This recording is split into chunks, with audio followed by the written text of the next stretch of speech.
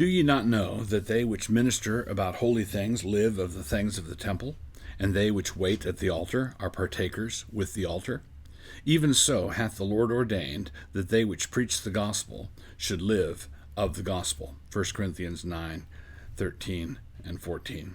So I want to talk about something here that might surprise you. I want to talk about the tithe.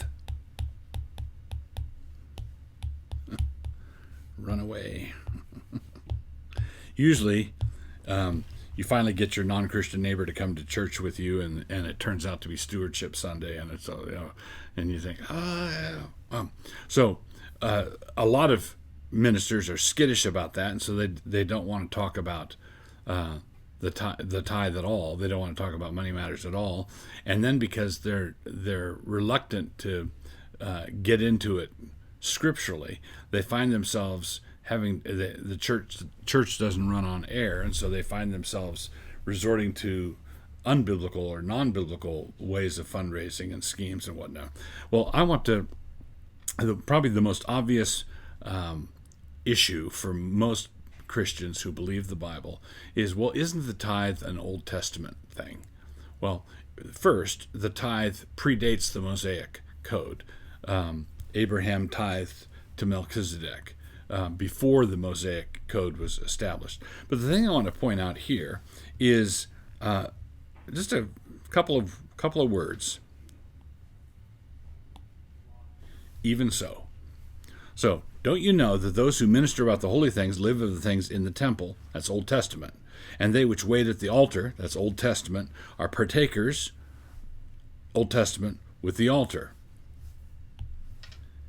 In the same way, even so,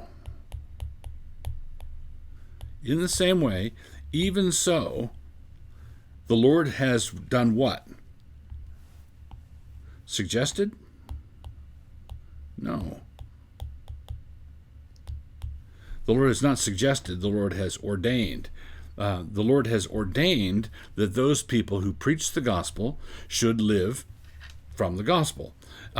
And he is telling us here that New Covenant ministers are receiving their livelihood from the gospel field in which they are working. So they plow and plant and sow and weed and do all the things in the gospel field. And he said God's ordained that those who preach the gospel should live from the gospel, should receive their livelihood from the gospel. But the thing that's important for us to note is that not just that the Lord has ordained this, but the Lord has ordained it in the same way.